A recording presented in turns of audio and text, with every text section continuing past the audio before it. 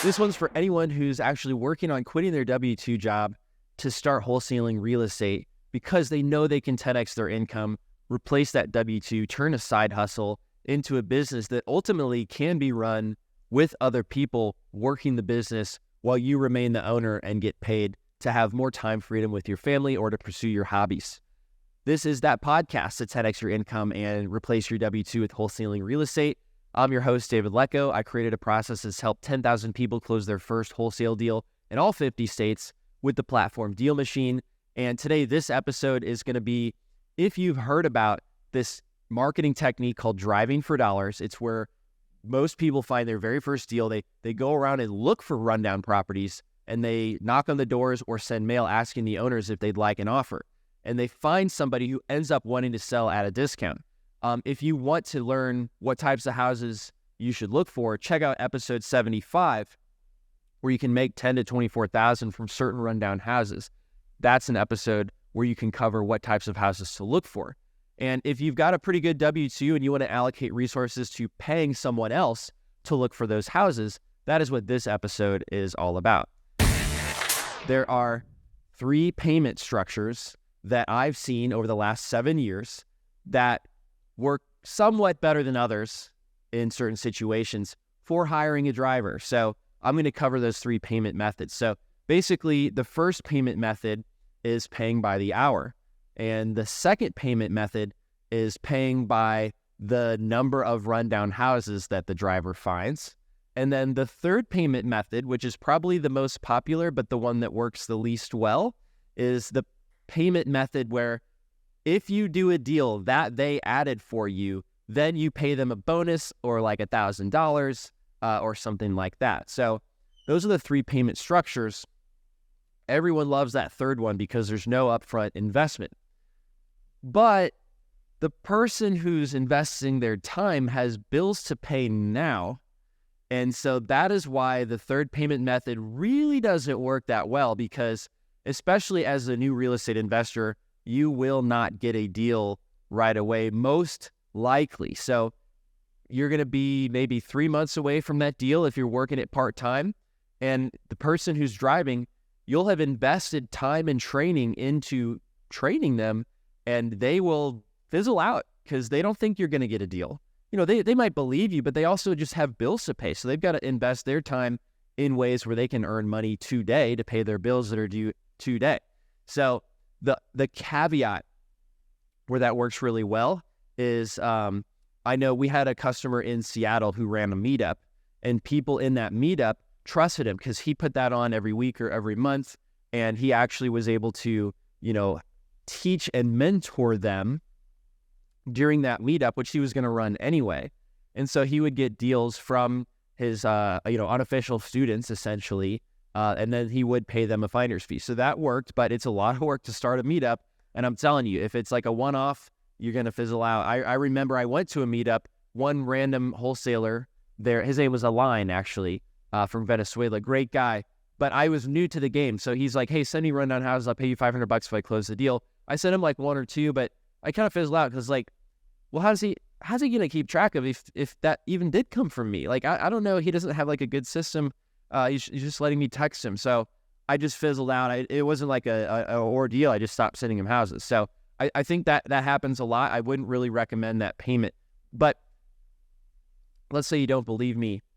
Let me show you how you'll actually pay less by doing one of these other payment structures. So the middle one, the second one, was pay per deal added. So I, again, think that the person who's going to be adding these properties for you, they think about things in terms of dollars per hour. So it's actually more powerful to pay an hourly fee rather than per property if you're going to want them adding a lot of properties, because their mind is just going to think, how many per hour am I going to make? And they prefer that stability. If they were wanting to have a huge upside, they'd be entrepreneurs. They wouldn't be looking for rundown houses for someone else. They'd be looking for those rundown houses for themselves. So most of the people you work with don't think like you. So that's the biggest mistake I see people make, is they think, oh, everyone just wants this big bonus, and they'd rather work hard for the potential of getting that. Incorrect, in my experience. The people that you're, pulling off of Indeed with a job posting, they want very stable income and are happy to be making less than what that big bonus might be. So the one exception is if you run into somebody like a mailman and they're already out and about driving around these neighborhoods, you do want to make it worth their time to add onesie, twosie properties, but you don't want to pay them by the hour if they're already getting paid by the hour to do another job. So you could pay them maybe $3 to $5 to find any rundown houses that they add. They're not going to be adding hundreds. They're only going to be adding, the onesie, twosies that they see on their route. So you've got to make it worth their time and pay $3 to $5 or something like that for those types of leads. A lot of other investors don't have those leads because the mailman's going in these different, areas all the time. Now, some mailmen have a very, rigid route. So they're always in the same place every single day. But there are some mailmen who do substitute routes.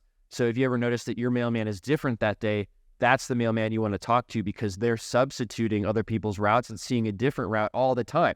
So I would never hesitate to pay them for any rundown houses that they add because those will be hard to find properties that other investors don't have on their list.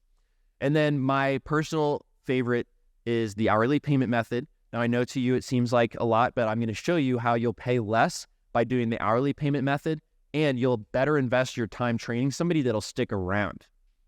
So I posted a job on Indeed, and I didn't know what price point, but I saw that Amazon was actually paying $15 an hour for drivers. And so what I did, my rule of thumb, is to go look on a job board to see what Amazon drivers make in your market, and then you should pay $5 more than that. Here's why. It's going to entice anyone looking for a driving job because $5 more seems like a lot. But in reality, it's actually a better deal for you because Amazon provides the truck and the fuel. The driver that's working for you is only going to be, they're going to be providing their own fuel and vehicle, but their mind is still going to think it's better for them because they make more money. And then here's the killer for them. With you, they get to pick their own hours. With Amazon, set schedule. So they're going to love that flexibility. And you might be like, well, Uber Eats has flexibility. That's true. But they can't just deliver food anytime for the most money. There's surge pricing on Uber Eats. So if they really want the most money, they've got to drive when nobody else wants to drive. It's probably not when they want to drive anyway. So that is why your job will be so enticing if you post it $5 more than Amazon. Here's the second part. I always say you need to pay at least $20. You need to at least work 20 hours a week. You can work up to 40 if you want. You don't have to, but you can't work less than 20 hours without telling me. So you got to set that expectation up front because I don't want to invest a lot of time and then somebody gets a different side hustle. So all my training with them on what types of properties to add goes to waste because they're no longer working for me. So from the start, I set the expectation. They need to work at least 20 hours per week, and I'll pay $20 per hour. And then the third thing that I set expectations with them is actually you can't sit in McDonald's and eat a churro and charge me $20 an hour to drive looking for rundown houses. So in order to make sure they're actually out driving and looking for those houses, the DealMachine app actually has a route tracking tool when they click start driving so that I can look at the routes they actually went on, and they would never be able to just sit in a parking lot because it would show me that. And so that's one way the DealMachine app helps me and my driver work well together and stay honest about the work they were actually doing. Hey guys, if you know you want to quit your job in the next 3 months, make sure you're subscribed to this podcast because we've got some incredible frameworks with step-by-step instruction that you're not going to want to miss. Also, leave us a rating and review to let us know your favorite parts and why you want to get financial freedom. And then that's actually another thing is if you want the driver to stick around, you actually have to make sure that they meet with you once a week because otherwise they'll be out on their own and may start adding properties that they forgot what they looked like or what you needed. And then you've paid for weeks of work. And then you realize like, oh man, some of these properties aren't even the ones that I wanted. So they also may feel lonely. It's like a real thing. So you want to make them feel part of the team, have a weekly check-in with them. 15 minutes is all it takes. And what I do is I pull up in DealMachine and I say, okay, did you drive 20 hours? I could tell in the app or not. And then I was like, did you add 12 properties an hour at least? Because that sense of benchmark, so they're not just spending an hour, charging me an hour, and adding only one property per hour. that means they're in too nice of a neighborhood. And I also don't want them to add like 30 properties per hour, because I should probably just blanket that whole neighborhood with direct mail from the DealMachine map. I don't need to drive around if you're adding every single house. So that's like the sweet spot for getting the most value from these driving for dollars leads. Now, I also make sure they add a photo so we can review not all the properties, but some of the properties. And I could say, yeah, these all look good, like exactly what I want, falling off gutters, tarp on the roof, etc. Or I could say, hey, this property doesn't look run down enough. Like, why'd you add that? And then if they're like, oh, I don't know, it could be a learning moment. Say like, okay, please don't add these houses that look this nice. Please go ahead and next week, make sure you add properties that meet one of the tags in DealMachine, right? These tags are set up so they're like a cheat code. They're like, okay, yeah, I can click a tag because it has the trash left out and it's snowy and there's no tire tracks or something like that. There's a trash can left out, but it's not trash day. So somebody's obviously not living there. So those types of tags can be good mental reminders and a system for you and the driver to communicate what types of properties that you want. So those are the 3 payment methods.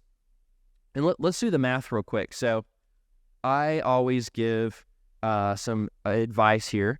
And let me do the math here real quick. So in order to get a deal in a market like Indianapolis, like a Midwest market, I say it takes like 300 rundown houses. And I say you got to mail them 6 times each. But the part that's important for us is hiring a driver and paying them hourly more or less expensive than paying that bonus in the third payment structure that we mentioned. So 300, let me get that calculator out. So 300 rundown houses divided by 12 properties an hour is 25 hours times $20 is $500. And so that is why if you're paying $1,000 bonus, which is what I hear all the time for somebody closing a house, is you're paying too much. I'll tell you that the people are going to stick around and be a lot happier if you just pay them $20 an hour. Also, if you're going to pay a $500 bonus for them getting a deal, you might as well secure that position, secure your investment in training this person by just paying him hourly. Because as we just showed, it comes out to $500 anyway. And so they really appreciate that. And what I always do, another trick, is in the interview process, oh man. So I actually posted a job for the very first time and I got 20 people interested in a driver. I set up interviews with 6 of them on a Saturday. All 6 of them ghosted me. And I texted them all, pretty much got ghosted. One person said, oh, hey, I moved to Florida with my mom. I was like, you what? You applied for a job with me and then you actually went to Florida the next day? It's like, I can't believe that. So I never wanted my time to be wasted again. So once they've applied, to make sure that they were serious about what they were applying for, I say, hey, thanks so much for applying. I just got a quick little test project for you, which I will pay you $10 upon completion. All you have to do is get DealMachine app on your phone, join my team, and then add 3 rundown properties, and then message me that you've completed that. I will pay you via Venmo as soon as that's done. So it weeds down like 100 applications to like 2 or 3 who do that. But it makes sure the applications that then you can schedule an interview with them. And I pay all of them $10. It doesn't matter. It's $10. It's way better than setting up 6 interviews and getting ghosted 6 times. And they love that little dopamine hit from getting that payment real quick. And it shows you that they're tech savvy. It shows you that they understand what the job is, and they didn't just apply blanket jobs without having any idea what this job was, right? So that is a tip for getting people who are actually serious and interested. Then on the interview call, I actually go through all those expectations that I set. Like, hey, did you know it's $20, 20 hours minimum, 20 hours, and I've also got this contract, and I'm going to show you these are the types of houses that I want you to add. And then, oh, by the way, let's schedule that weekly meeting, and then let's get rolling. So, and lastly, that contract that I mentioned is DealMachine.com/driver contract. You can use that as well. Again, I'm not an attorney, but these are things I use, so I thought you'd be, for entertainment purposes, enjoy seeing the contracts like that. But it just helps you if they get into an accident. It limits your liability if they were doing work for you. And it outlines the payment structure, and it's good to write things down so that you don't all forget later. So all key parts to setting expectations and keeping somebody productive and happy long-term. So those are the 3 payment structures for hiring someone. And really, unless you got a big W-2, I'd highly recommend driving around yourself if you can, because you'll learn the streets, which is so critical when you're just starting out. And if you want a 7-day challenge on getting that first deal yourself, start with episode 65, 7-day challenge for getting your first real estate deal. And I hope you found this valuable, and I'll see you guys on the next one. Thanks for listening to the DealMachine Real Estate Investing Podcast.